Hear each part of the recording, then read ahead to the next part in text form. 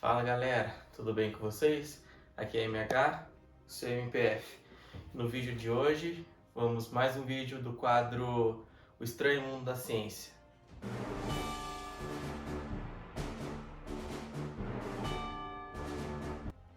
O tema de hoje é inércia.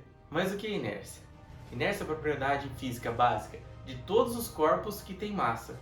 Isso quer dizer que um corpo massivo, ou seja, que apresente massa, está sujeito a essa força a todo instante do tempo. Mas que tipo de propriedade é essa? Newton diz em sua primeira lei que a inércia é a tendência do corpo de permanecer no movimento que está. Ou seja, se o corpo está em repouso, ele tende a permanecer em repouso. Se o corpo está em movimento, ele tende a permanecer em movimento. Para ficar claro isso, preparamos o experimento. Vamos ver se vocês entendem melhor depois dele. Vamos? Explicando o experimento. No primeiro experimento, corpo em repouso, nós temos dois corpos em repouso, a caixa e o carrinho. Ao aplicar uma força no carrinho, fazendo com que este corpo saia do estado de repouso, a caixa que está em cima, sem movimento de atrito, tende a permanecer no mesmo local, como podemos ver. Ao aplicar a força no sentido da seta vermelha, a caixa tende a escorregar no carrinho conforme indicado pela seta verde. Vamos ver em velocidade real.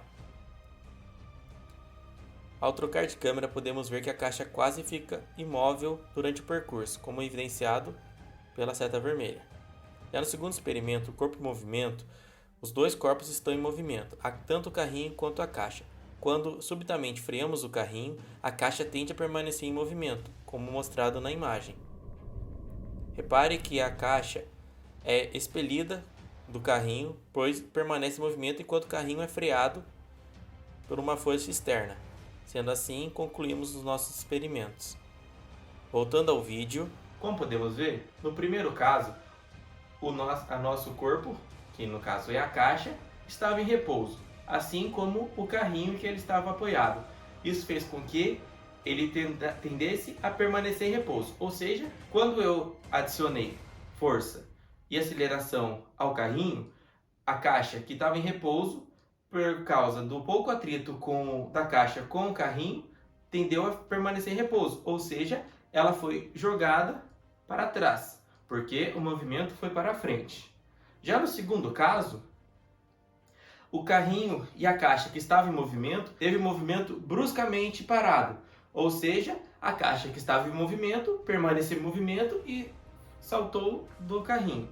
Então, como vimos no experimento e como vimos na teoria, a lei da inércia está presente em todos os corpos.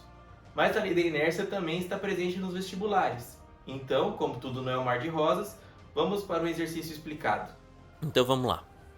Na questão 1 temos que os encostos de cabeça estão presentes na maioria dos veículos atuais, uma vez que existe uma grande possibilidade em que os ocupantes de um veículo fraturem seus pescoços no caso de uma colisão na traseira do automóvel. O princípio físico capaz de explicar a necessidade dos encostos na cabeça é o A. Primeira lei de Newton, também conhecida como lei da inércia. B. Segunda lei de Newton, também conhecido como lei da dinâmica. Lei da reação e reação na alternativa C, que também é conhecido como a terceira lei de Newton. Na alternativa D, teorema do empuxo e equilíbrio de força. Você acertou se você assinalou a letra A, a primeira lei de Newton. Explicando essa questão, temos que os encostos de cabeça são necessários devido à tendência que a cabeça dos ocupantes tem de permanecer em repouso enquanto ocorre a colisão traseira. Explicando isso, vamos dizer que ao colidir o carro, o seu corpo que está em repouso dentro do carro, ele tende a permanecer em repouso. Mas quando a colisão é traseira, o carro é empurrado para frente, ele exerce uma força para frente. No mesmo caso da boneca no carrinho, quando empurramos ela repentinamente, ela caiu para trás. A boneca não, ou a caixa. A caixa do carrinho. Ele caiu porque empurramos o carrinho para frente, fazendo com que ele caísse para trás.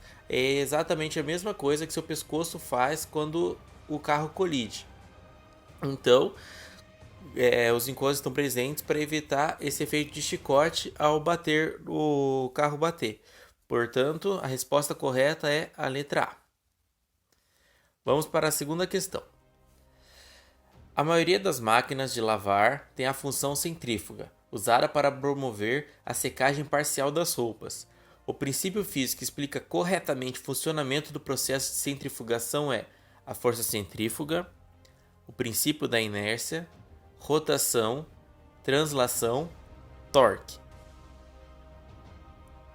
Você acertou se você assinalou a letra B, porque durante o processo de centrifugação, o líquido contido no interior da máquina de lavar é expelido graças à sua inércia, uma vez que, para que se mantenha o movimento de rotação, uma força centrípeta age no líquido em direção ao centro da máquina, enquanto que a inércia do líquido opõe-se a essa força. Então, o líquido que está presente na roupa, ele é expelido da roupa na parede da máquina, e fazendo com que o líquido presente se separe da roupa. Na questão 3 temos que, em desenhos animados é comum vermos cenas em que uma grande bigorna é solta, destruindo os pisos de vários andares até chegar ao chão. Apesar de exagerado, o comportamento da matéria é parecido com o que vemos nos cartoons. A explicação física para esse comportamento é dada pela A.